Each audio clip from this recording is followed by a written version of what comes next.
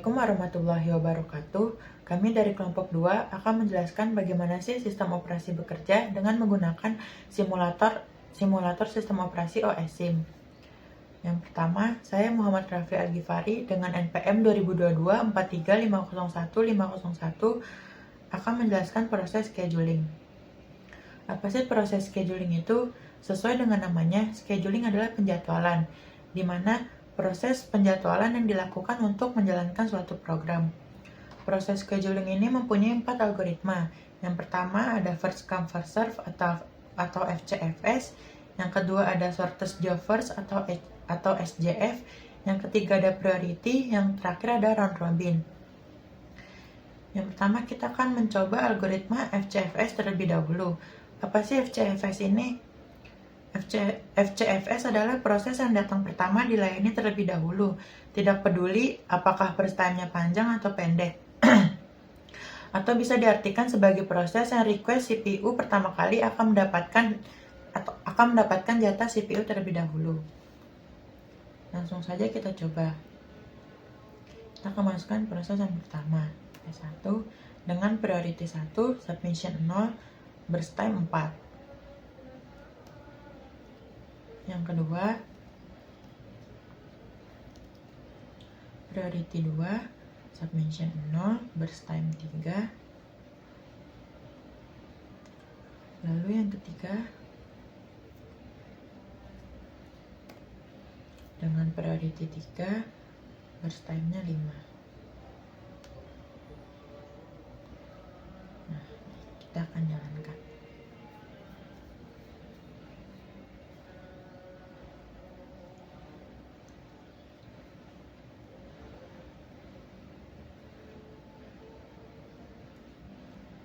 Sudah kita lihat.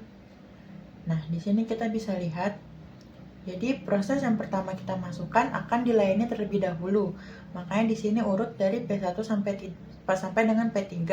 Tidak peduli burst time-nya panjang atau pendek. Lalu yang kedua, selanjutnya ada algoritma shortest job first atau SJF.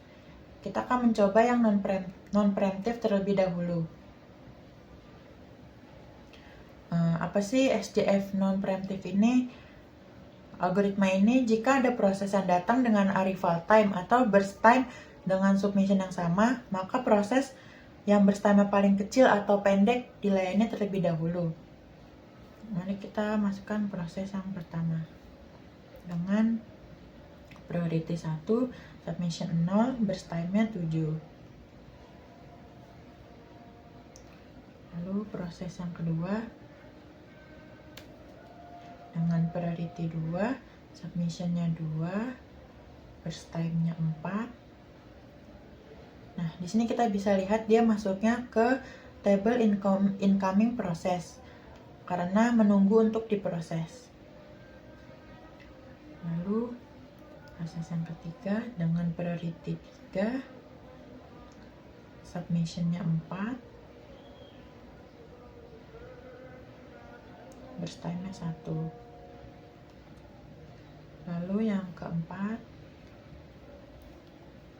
priority-nya 2, submission-nya 5, burst time-nya 4.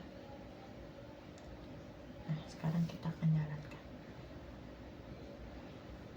Nah, kita bisa lihat ya.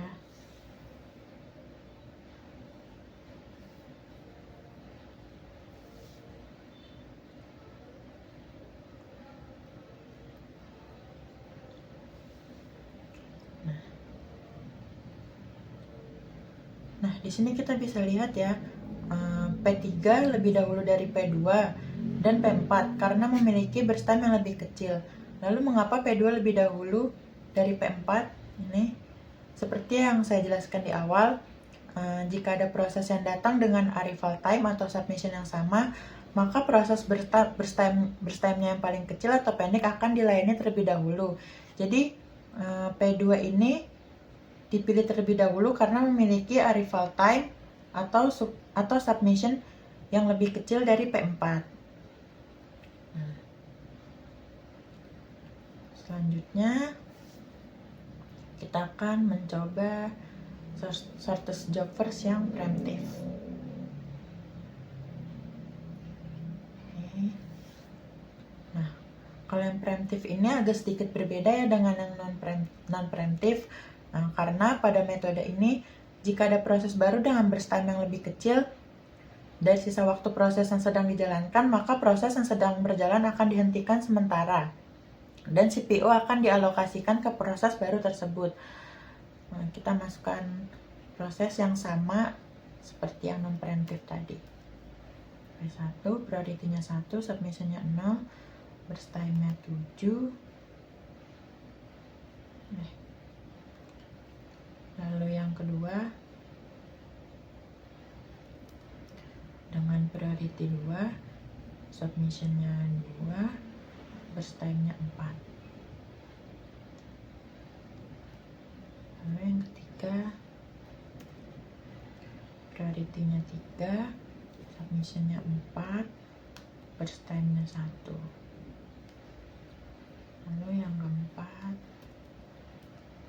priority-nya 2, submission-nya 5, burst time-nya 4. Oke, kita jalankan.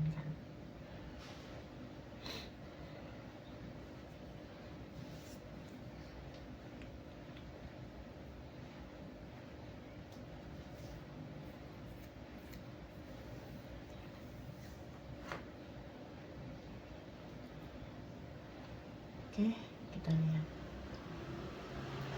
Nah, kita bisa lihat urutannya berbeda ya dari SJF non-preemptive yang tadi. Kenapa? Karena pada algoritma preemptive ini proses bisa dihentikan sementara jika ada proses baru yang memiliki burst time-nya lebih kecil. Akibatnya urutan eksekusi pada SJF preemptive ini menjadi lebih dinamis dan dapat mengurangi waiting time ini serta turnaround time. Oke.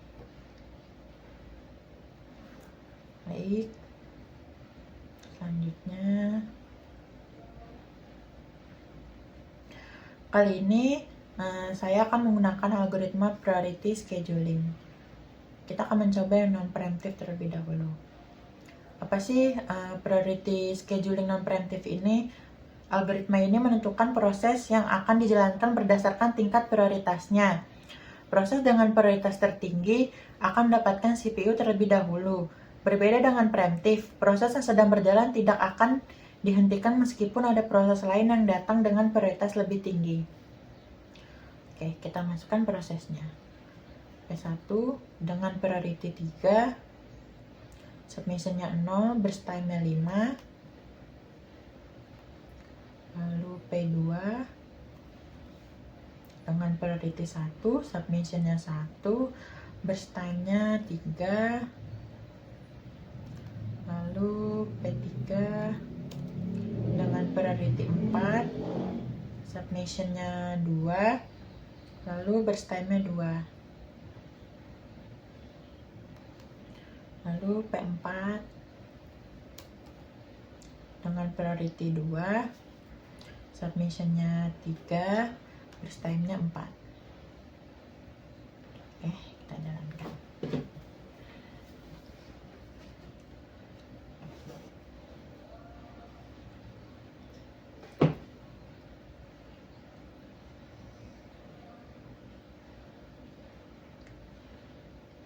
Oke, kita lihat di sini.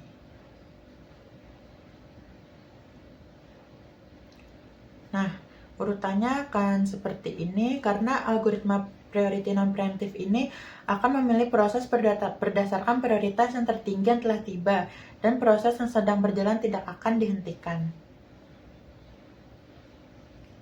Oke, kita bisa lihat ya. Ini.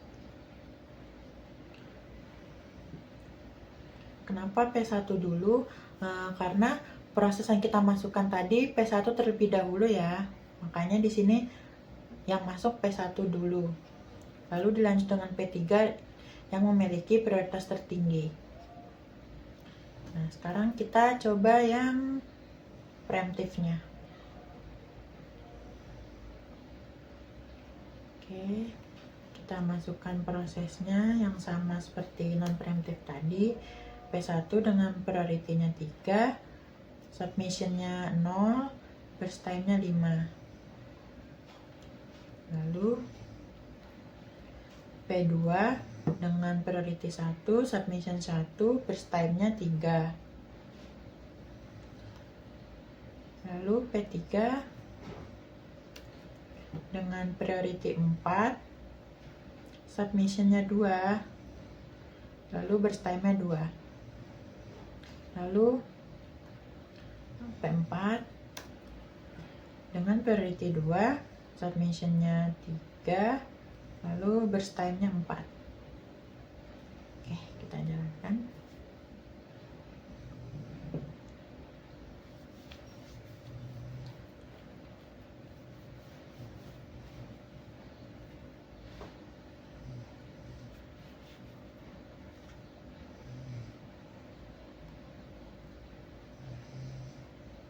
Nah, kita bisa lihat ya di sini perbedaannya. Jika pada non preemptif kan tadi P1 yang jalan terlebih dahulu kan. Sedangkan di preemptif ini P3 jalan terlebih dahulu. Kenapa? Seperti yang saya jelaskan di awal, proses dengan prioritas lebih tinggi bisa langsung mengambil alih CPU dari proses yang sedang berjalan. Karena di sini P3 memiliki prioritas yang lebih tinggi dari P1 ya, maka P3 akan diproses lebih awal. Dia langsung mengambil alih CPU dari P1. Tidak seperti pada non preemptif tadi ya. Di sana jika ada proses yang sedang berjalan tidak akan dihentikan meskipun ada proses lain yang datang dengan prioritas lebih tinggi. Jadi berbeda dengan non preemptif yang tadi. Oke. Selanjutnya yang terakhir kita akan mencoba algoritma round robin. Apa sih algoritma round robin itu? Round robin ini adalah salah satu metode penjadwalan proses yang membagi waktu eksekusi CPU secara bergantian ke setiap proses dengan durasi waktu tertentu yang disebut dengan time quantum. Nah, ini yang disebut dengan time quantum. Jika proses belum selesai dalam durasi time quantum, maka proses akan dikembalikan ke antrian untuk dilanjutkan ke giliran berikutnya. Oke, di sini kita gunakan berapa ya? Kita gunakan time quantumnya 2 ya. Oke. Nah, langsung saja kita masukkan prosesnya. P1, submission-nya 0, burst time-nya 5.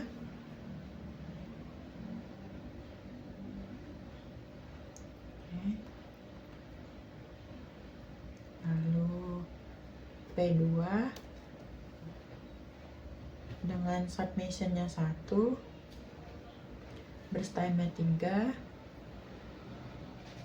Lalu P3 dengan submission-nya 2, lalu burst time-nya 7.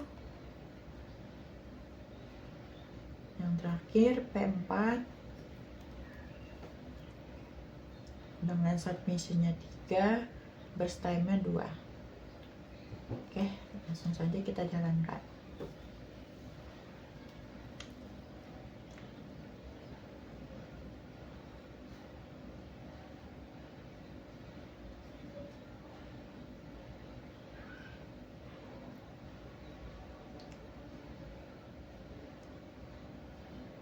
Oke, kita bisa lihat hasilnya. Nah, sini kita bisa lihat hasilnya ya. Jadi pada algoritma round robin ini, proses yang burst time-nya kecil akan selesai lebih dahulu, terlepas dari kapan ia mulai berjalan. Jadi karena burst time-nya 2, maka burst time yang paling kecil bisa selesai lebih dahulu. Baik, segitu saja dari saya proses scheduling. Lalu akan dilanjut dengan teman saya. Terima kasih. Assalamualaikum warahmatullahi wabarakatuh. Perkenalkan, nama saya Diana Fitri Ananda. Di sini saya akan mengimplementasikan sistem operasi mengenai manajemen memori. Di sini ada memori. Nah, di sini ada memory size. Minimalnya itu 64 dan maksimalnya 256.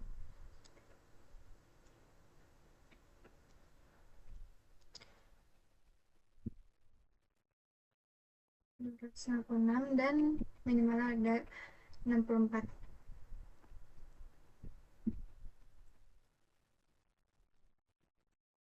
Di sini saya akan memakai OS size-nya yaitu adalah 4.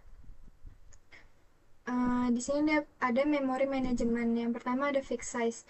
Fixed size itu mengacu pada ukuran yang tetap dan tidak berubah. Dalam konteks penyimpanan, data atau alokasi memori, fixed size berarti setiap blok atau unit memori memiliki ukuran yang sama. Di sini ada variable size. Variable size mengacu pada ukuran yang dapat bervariasi tergantung pada kebutuhan. Dalam alokasi memori, ukuran blok dapat menyesuaikan jumlah memori yang dibutuhkan oleh data. Dan di sini ada pagination. Pagination adalah metode manajemen memori, di mana memori fisik dibagi menjadi blok-blok kecil yang disebut frame, dan memori logis atau virtual dibagi menjadi page dengan ukuran yang sama.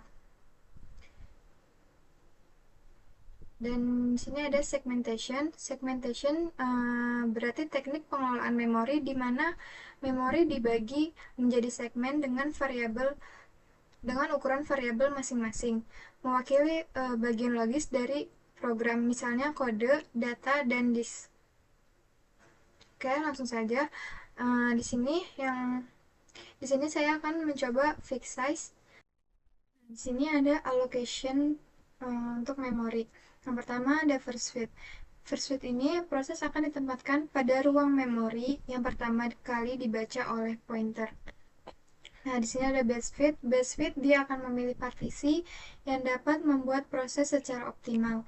Sedangkan worst fit adalah strategi alokasi memori di mana proses ditempatkan dalam partisi terbesar yang tersedia di dalam memori. Dan tujuannya adalah untuk meningkatkan ruang memori terbesar lainnya untuk proses berikutnya.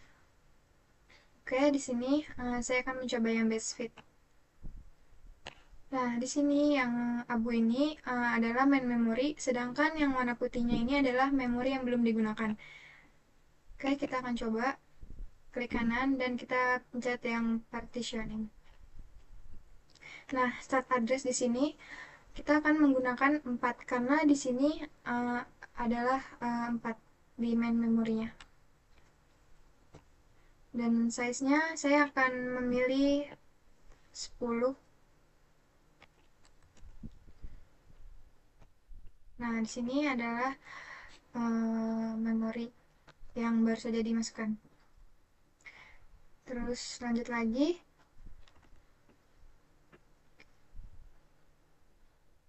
Di sini 14, maka kita akan mulai dengan 14. Dan size-nya saya akan milih 5. Oke. Selanjutnya 19. Size-nya 4. Oke.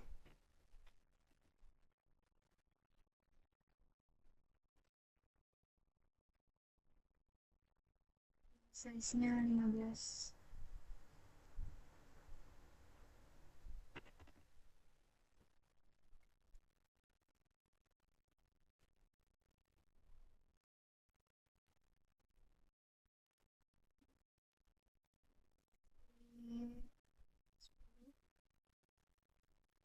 Oke.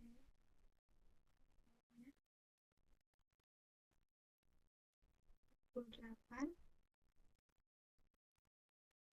Dan size-nya 15. Oke, udah. Nah, di sini ada 6 proses dan kita akan membuat 6 proses. Oke, ini satu. Size-nya saya masukkan 5. Durasinya 10. Oke. Dan proses kedua size-nya berapa ya, kita masukin 10, durasinya 10. Oke, di sini itu ada color untuk mengganti warna.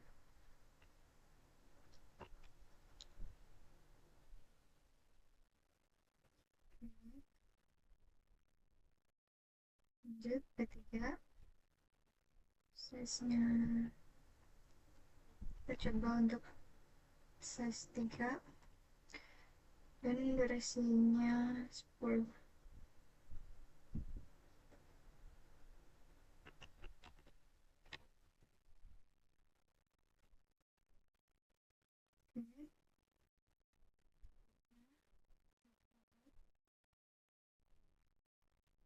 Kita pilih size-nya 12, durasinya 10.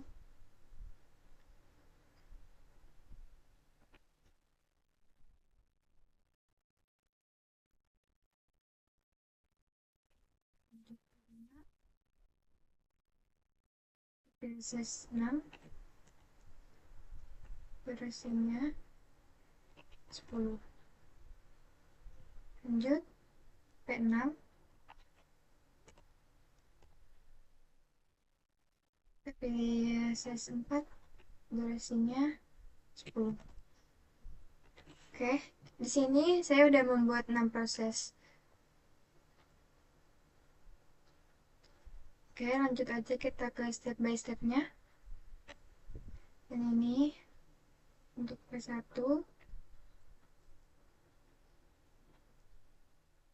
P2, sini P3,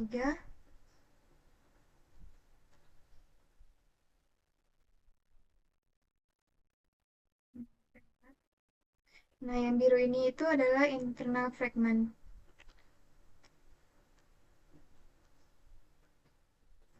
Oke, lanjut yang kelima, dan ini yang keenam. Oke, proses selesai. Dan ini untuk hasilnya.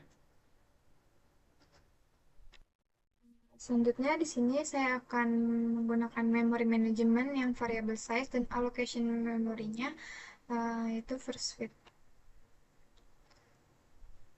Oke, kita langsung saja masuk ke membuat prosesnya. Oke, proses yang pertama, size-nya 1, durasinya 2. Proses kedua, saya akan memasukkan size-nya 1, durasinya 1. Oke.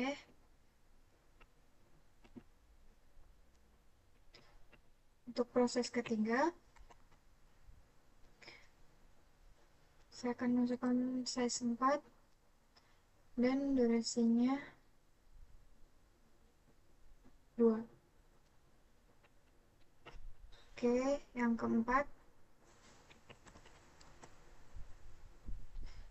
saya akan masukkan size 2 dan durasinya 1.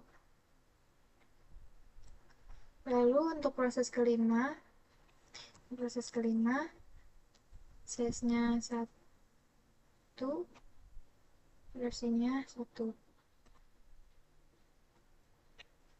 Oke. Langsung saja kita ke step by step-nya. Nah, di sini ada proses pertama, masuk durasinya 2, maka untuk giliran selanjutnya proses 1 akan tetap muncul. Lalu ini ada P2 di sini masuk ke frame memori dengan membuat frame baru. Karena durasinya membuat frame sama yaitu 1, 1, maka next-nya di sini akan kosong. Lalu karena P3 ini, nah yang ini P3, size-nya 4, dan di sini frame-nya itu 1, maka dia akan membuat frame baru. Kemudian, ini untuk P4-nya, ini size-nya 2, maka akan membuat frame baru juga.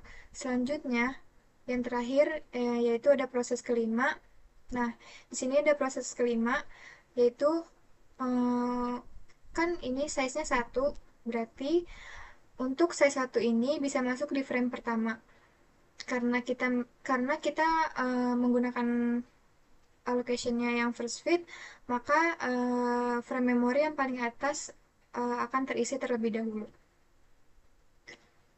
Oke, di sini untuk occupation-nya masih menggunakan yang variable size dan allocation-nya kita akan coba yang best fit. Nah, langsung saja masuk ke proses pertamanya. Untuk proses pertamanya, saya akan menggunakan size 2 dan durasinya mungkin 1. Oke. Untuk proses keduanya,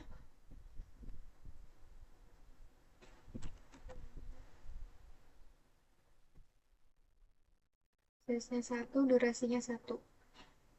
Oh iya, dan ini tuh bisa diubah ya. Kalian tinggal klik kanan dan tinggal update prosesnya. Dan tinggal ganti sesuai yang kalian inginkan. Nah, untuk yang proses ketiga,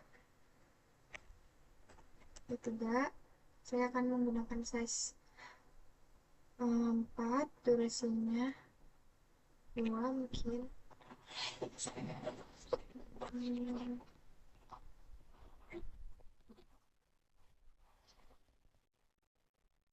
Lalu selanjutnya ada P4-nya. Size-nya 2, durasinya saya akan menggunakan 1. Oke, untuk yang proses kelima, durasinya 1, size-nya 1. Ya.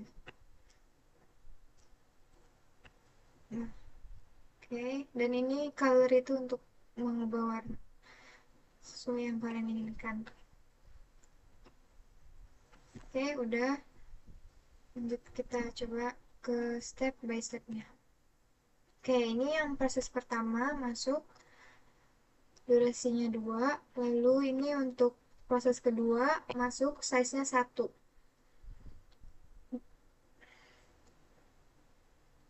Nah, ini untuk yang P3 ini. Kemudian ini P4. Untuk P5 ini pasti untuk P4 ini akan keluar nih yang tadi. Untuk best fit ini dia akan sama kayak first fit, tetapi yang best fit ini akan mendahulukan memori yang ukurannya sama.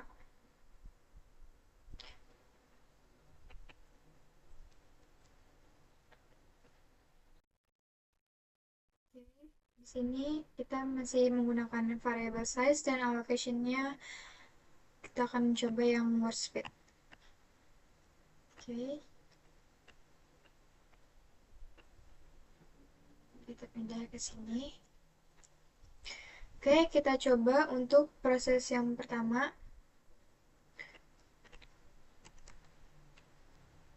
Tuh, size-nya 2, durasinya 2. Oke, dan selanjutnya kita akan membuat P2. Untuk size-nya 2 juga.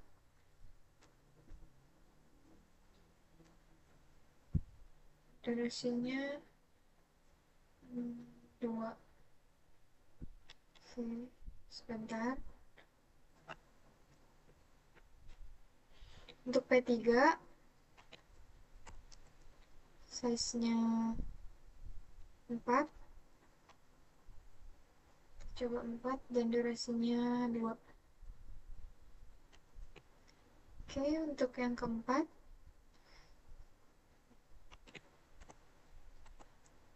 size-nya 2, durasinya 2 juga.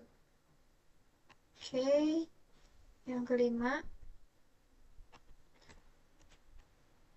kita akan coba untuk size-nya 1, durasinya 1.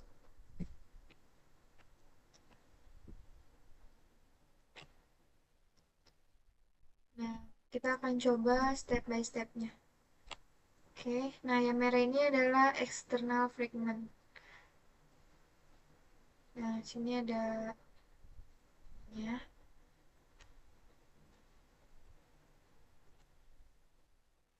Ini untuk P3-nya, dan ini untuk P4,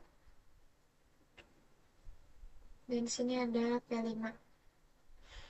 Ya, jadi untuk word speed ini menurut saya tidak efektif karena di sini ada external fragment nih yang warna merah ini yang tidak terpakai. Jadi untuk variable size itu secara umum dia akan mencari dan membuat sebuah frame untuk word speed. Dia akan mencari memori yang sama ataupun ukuran yang lebih, tetapi akan mendahulukan frame memori yang paling atas.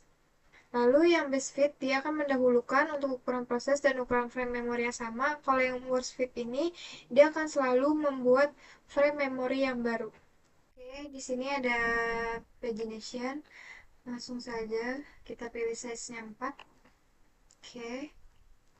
Lalu kita bikin prosesnya. P1 saya masukkan size 6, durasinya 2. Oke. Oke. Untuk proses kedua, saya akan masukkan size-nya 4, lalu durasinya 2. Oke. Untuk proses ketiga,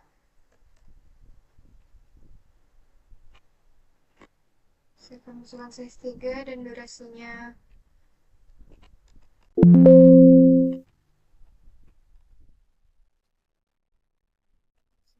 1, size-nya 3. Oke. Proses keempat, kita masukkan size-nya 4, durasinya 2.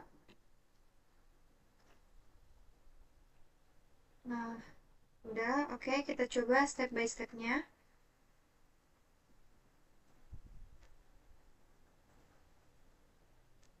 Nah, ini untuk proses yang pertama.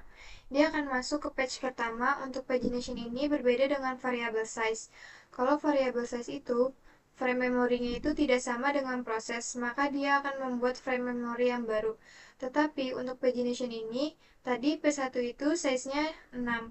Tapi di sini kan terbagi menjadi 4. Nah, untuk yang duanya nanti akan mencari frame memori di bawahnya. Cuma di sini untuk pagination akan menyisakan internal fragment yang biru ini. Dan sekarang kita lanjut ke step ketiganya atau proses ketiganya.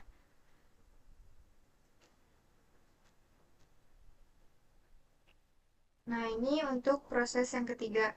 Proses yang ketiga ini akan mengisi di atasnya, di atas ini. Oke, untuk yang proses keempat, jadi seperti ini untuk yang pagination, proses akan mencari dan mengisi frame memori secara berurutan. Cuma dia itu kalau frame memorinya kurang, maka dia akan mencari frame yang kosong di bawahnya. Seperti yang dilihat tadi, untuk pagination ini ada internal fragment. Nah, jadi kelemahannya itu dia ada frame yang tidak terisi.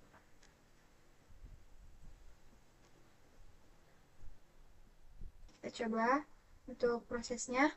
Nah, ini ada kode, data, dan stock. Oke, untuk proses yang pertama kita akan coba masukkan size-nya. Kita akan coba masukkan 6, durasinya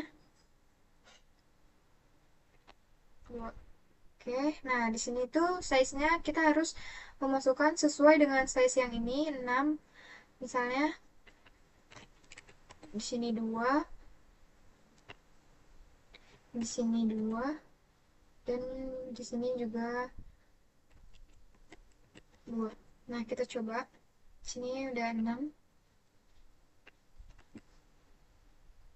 Nah, kadang tuh di segmentation ini aplikasi OS-nya rada ngebug. Oke, kita coba lagi. Kita coba 4. Sini 1. Oke, sini 1.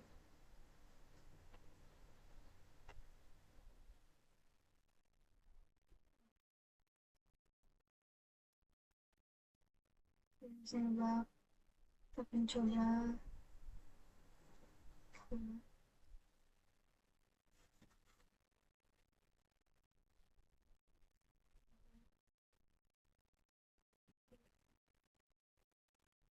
Nah, di sini udah proses pertama, dan selanjutnya ada proses kedua. Untuk size-nya, saya akan mencoba size 4 dan durasinya 1. Oke, di sini ada kita masukkan size yang tadi.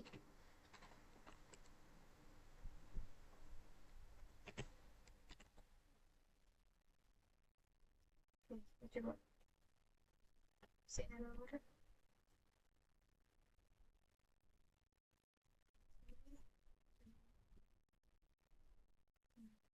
Sini udah ada P2-nya, dan sini ada P3. Oke, kita coba masukkan mungkin size-nya 5, durasinya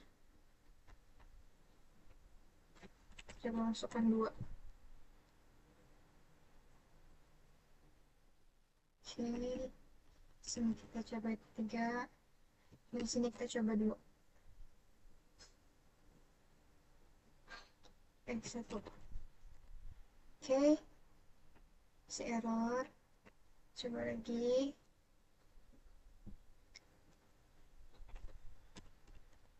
6.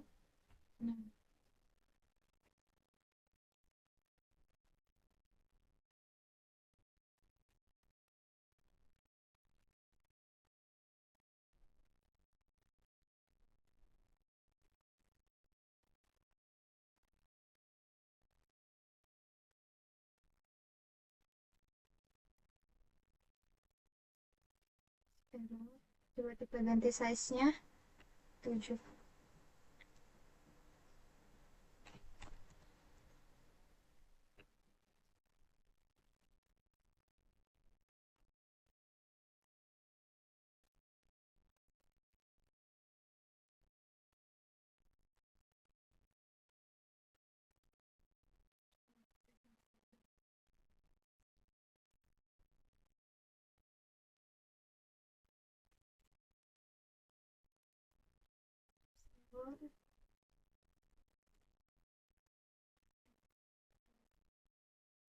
Kita coba mungkin 8, 2,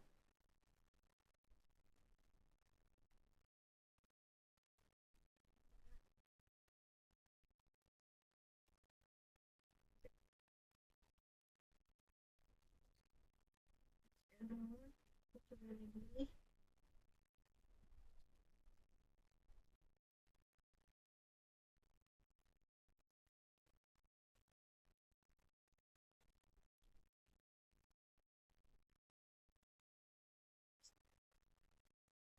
Coba 3 mungkin. Coba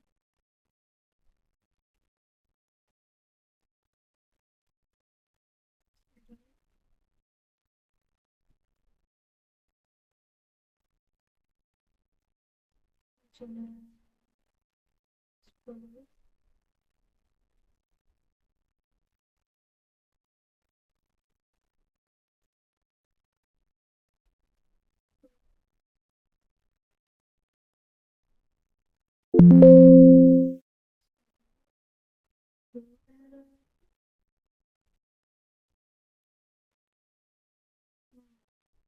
Di sini tetap ya, ini akan berubah sendiri jadi ada 10. Oke, langsung saja kita ke step by stepnya. Nah, ini untuk proses pertama. Oke, kan ini proses pertama ini ada 3 frame karena segmentation itu terbagi menjadi 3. Untuk setiap proses ini kode data stuck. Kemudian ini ada yang kedua. Jadi untuk segmentasi itu terbagi jadi 3 segmen. Nah, ini untuk proses yang ketiga. Jadi untuk segmentasi itu terbagi jadi 3 segmen setiap prosesnya. Tetapi kelemahannya itu dia akan menyisakan external fragment. Jadi banyak yang tidak terpakai. Perkenalkan, nama saya Tasya Duyana Putri. Di sini saya akan menjelaskan tentang file system. Pada file system ini terdapat 2 allocation method. Yang pertama itu linked allocation dengan file allocation table atau FAT, dan indexed allocation dengan triple indirect block atau Unix. Pertama kita akan mencoba linked allocation dengan block size 1 dan memory size-nya 4. Kenapa disebut linked allocation? Karena file di sini merupakan linked list, yaitu saling berhubungan satu dengan yang lainnya. Kita coba di sini untuk menambahkan folder latihan. Lalu pada folder latihan kita tambahkan file 1 dengan ukuran 15. Ukuran 15 ini maka akan menempati 15 blok. Lalu kita lihat di sini fat item summary-nya akan menampilkan pointer-pointer dari awal sampai akhir. 130 sampai 131, 131, 132 sampai nil atau akhir dari file tersebut. Lalu kita buat lagi file yang kedua dengan size-nya 20. Lalu kita buat lagi file yang ketiga, size-nya mungkin 8. Kita ganti warnanya agar tidak sama dengan yang satunya. Seperti itu. Lalu kita coba update file yang nomor 1. Misalnya kita update menjadi 10. Nah, maka dia akan berubah, di sini akan kosong. Lalu kita coba update file yang kedua menjadi 30. Nah, maka dia akan menempati ruang yang kosong dan sisanya akan berlanjut ke sini. Lalu tetapi initial blocknya tidak berubah, tetap sama seperti yang tadi. Misalnya kita delete, kita remove file 2, di sebelah sini akan kosong. Lalu kita update file 3 menjadi 15. Nah, ini initial blocknya tetap, tetapi next blocknya akan berpindah mengisi ruang yang kosong. Selanjutnya kita lanjutkan ke indexed allocation, block size-nya 1 dan memory size-nya 4. Berbeda dengan linked allocation, indexed allocation jika kita membuat file di blok 12, 32 dan 432 akan muncul indirect block. Lalu indexed allocation ini setiap objek memiliki inodenya sendiri. Kita coba buat di sini add file P1, size-nya 13. Nah, di sini akan ada indirect block-nya. Di sini kita lihat inode information-nya. File ini mempunyai file indeksnya masing-masing. Lalu jika kita update ini, kita ubah menjadi 35. Nah, di sini indirect blocknya bertambah menjadi 2. Indirect blocknya juga bisa diubah menjadi 3. Dengan kita coba size-nya menjadi 500. Nah, maka di sini indirect blocknya bertambah menjadi 3. Selanjutnya indirect block tidak akan bertambah lagi, tetapi akan berkurang. Kita coba update menjadi 900. Nah, maka di sini indirect blocknya berkurang menjadi 2. Lalu itu untuk awalan indexed allocation. Lalu kita ubah ini menjadi seperti semula, yaitu 13. Kita buat lagi, tambahkan file kedua, P2, size-nya 50. Lalu kita add folder, tambahkan folder. Nah, ini ia akan muncul seperti yang ada di sini. Lalu kita tambah add file P3, size-nya 40.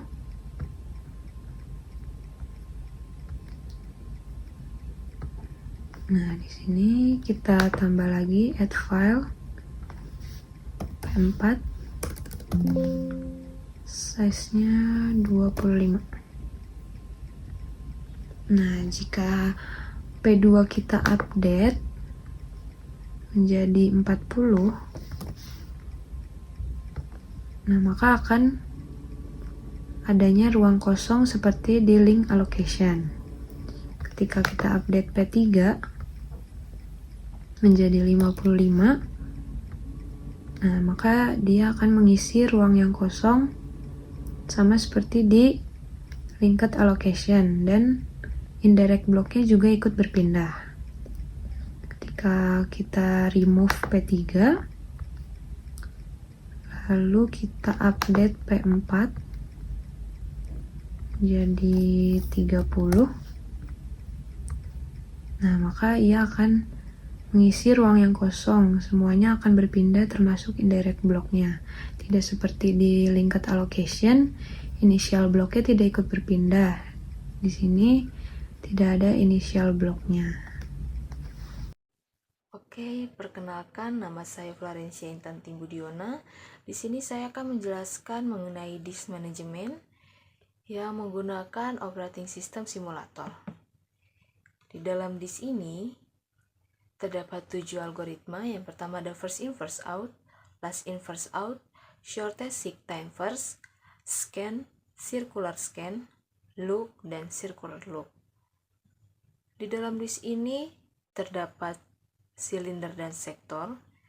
Silinder yaitu kumpulan track atau jalur dengan radius yang sama pada semua piringan atau platter. Silinder di sini terdapat 16 silinder. Kemudian ada sektor, yaitu unit terkecil dari data yang dapat dibaca atau ditulis pada disk. Tiap silinder memiliki 12 sektor. Jika ditotalkan semua menjadi 192 sektor. Langsung saja kita lanjut ke prosesnya yang pertama, yaitu first in first out. Initial head positionnya kita biarkan tetap jadi 0. Kita masuk ke request yang pertama, kita ubah menjadi 1, kita downkan. Yang selanjutnya kita 2,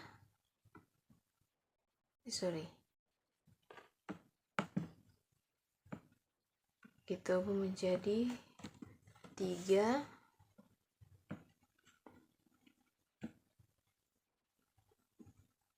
kemudian 5, kemudian 9,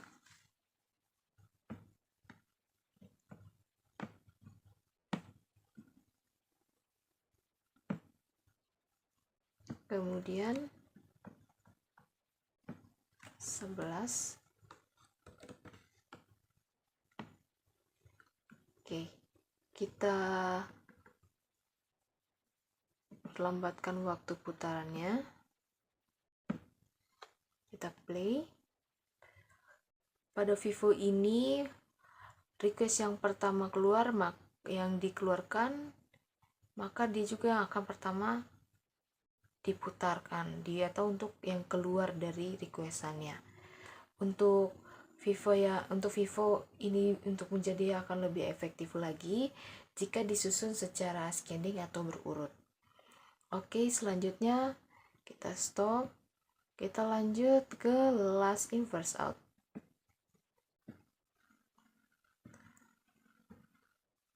Kita coba mulai play.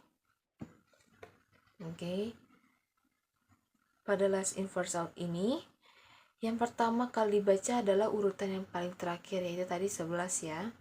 Di situ maka di sini akan banyak putaran. Untuk meminimalisir putaran, berarti nanti kita ulang lagi, tapi mulai dari angka 11 hingga menuju angka 1. Seperti itu. Kita stop. Kita selanjutnya lagi, kita mulai lagi ke algoritma yang selanjutnya, yaitu shortest seek time first. Untuk initial head positionnya kita ubah menjadi angka 49.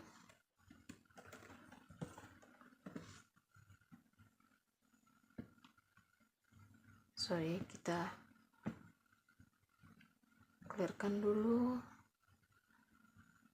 Kita mulai lagi angka 49. Oke.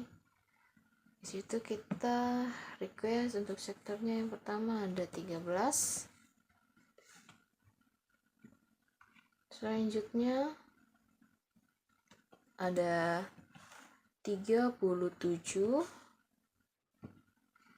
Selanjutnya 85. Dan yang terakhir 109. Oke, untuk waktunya kita pelankan lagi. Kita play. Oke, pada STF ini request akan bergerak dari atas terlebih dahulu, kemudian turun ke bawah cari request yang lain. Jika sudah selesai, dia akan bergerak ke atas lagi. Di sini kita bisa lihat STF ini mengutamakan langkah pencarian yang terpendek. Seperti itu. Oke, kita stop. Jika request sudah terpenuhi, kita lanjutkan lagi ke algoritma selanjutnya, yaitu scan elevator. Untuk scan elevator kita masih pakai yang ini juga. Kita langsung play. Nah, pada scan elevator ini dia akan bergerak ke bawah terlebih dahulu. Setelah sampai pada silinder paling bawah, dia akan kembali mencari request yang ada di atas sampai benar-benar dia habis. Setelah itu dia akan bergerak kembali sampai paling bawah dan bergerak ke atas sampai request itu terpenuhi. Jika sudah, akan terjadi looping seterusnya sampai kita stopkan lagi. Ini akan berputar sampai kena di sektor ke-37, baru ke angka 13. Nah, di sini akan terjadi looping. Oke.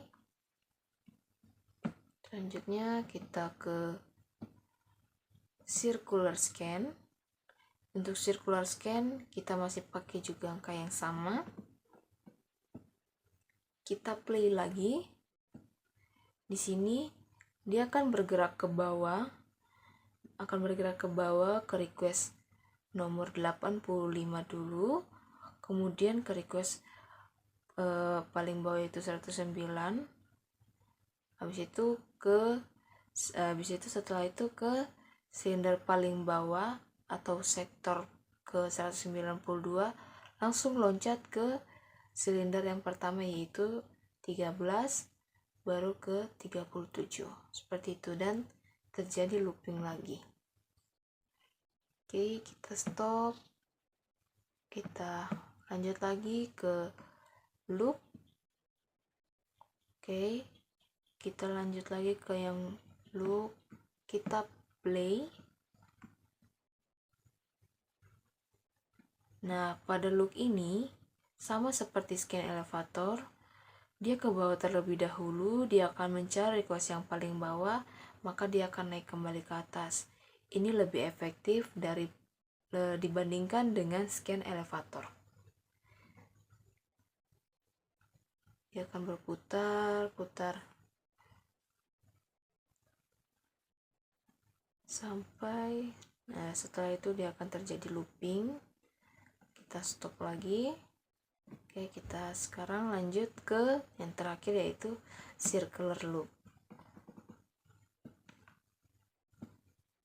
Kita play. Nah, pada circular loop ini dia akan berputar sampai ke request yang paling bawah dulu tanpa memutari request yang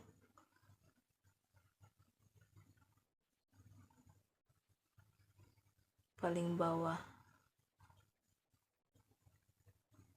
Oke, di sini akan terjadi looping dan selesai. Oke. Kita stop. Mungkin ini saja yang dapat bisa saya sampaikan. Mohon maaf apabila ada kekurangan dalam penyampaian. Terima kasih. Sekian dari kelompok